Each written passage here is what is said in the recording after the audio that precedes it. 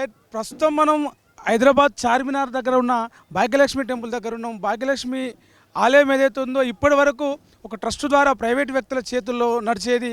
రామచంద్ర దాస్, మనోహర్ దాస్ అనే ఇద్దరు వ్యక్తులు దీనికి ట్రస్టీలుగా ఉండి గతంలో ఒక 1960 ప్రాంతంలో ఈ ఆలయాన్ని ఏర్పాటు చేసి నడిపించిన పరిస్థితి. అయితే ఎప్పుడైతే ఈ భాగ్యలక్ష్మి టెంపుల్తో సంబంధించి 1960లో ఒక రోడ్డు ప్రమాదం, ఒక బస్సు ఆ టెంపుల్కి ఢీకొనడం వల్ల ఆలయం పూర్తిగా ధ్వంసమైంది. దాన్ని ఆ స్థానంలో మళ్ళీ కొత్తగా గుడి నిర్మించారు. గుడి నిర్మించిన క్రమంలో అప్పుడు గతంలో ఉండే పోచమ్మ ఆ విగ్రహం అక్కడ ఉండి పూజలు అందుకునేది. ఆ తర్వాత ఆలయాన్ని పునర్నిర్మించిన తర్వాత భాగ్యలక్ష్మి అమ్మవారిని అక్కడ ప్రతిష్ఠించి పూజలు చేస్తూ ఉన్నారు.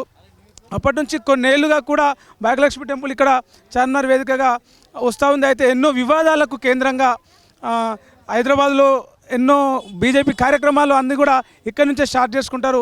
ఒక ట్రస్ట్ ద్వారా నడుస్తున్న ఈ భాగ్యలక్ష్మి టెంపుల్ని తాజాగా హైకోర్టు 101 పేజీలతోటి ఒక రిపోర్ట్ ఇచ్చి ఇకపై హైదరాబాద్లో ఉన్న ఈ చార్మినార్ భాగ్యలక్ష్మి టెంపుల్ దేవాదాయ ధర్మాదాయ శాఖ పరిధిలోకి వస్తుందంటూ ఒక ఉత్తర్వులు అయితే జారీ చేసింది. దీనికి సంబంధించి రామచంద్ర దాస్ ఎవరైతే ఉన్నారో ఆయన కూతురుగా చెప్పబడే ఒక మహిళ ప్రస్తుతం ఈ ట్రస్ట్ బాధ్యతలతో ఆలయ బాధ్యతలు చూస్తున్న మోహన్ దాస్ మీద ఒక పిటిషన్ వేసి ఫిర్యాదు చేసి ఆలయం ద్వారా వస్తున్న డబ్బులు సంవత్సరానికి 15 కోట్ల డబ్బులు ఆయన సొంతానికి వినియోగించుకుంటూ ఉన్నాడు.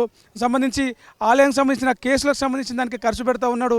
గుడి డెవలప్మెంట్ లేదు, ఏం లేదని చెప్పేసి ఆమె వేసిన ఫిర్యాదు మేరకు హైకోర్టు స్పందించి ఏదైతే ఆలయం ఉందో దాన్ని దేవాదాయ శాఖ పరిధిలోకి వచ్చేలాగా ఉత్తర్వులు జారీ చేసింది. ఇకపై ఈ ట్రస్టు పూర్తిగా రద్దయి భాగ్యలక్ష్మి టెంపుల్ దేవాదాయ శాఖ ఆధీనంలోకి వెళ్ళబోతూ ఉన్నది త్వరలో.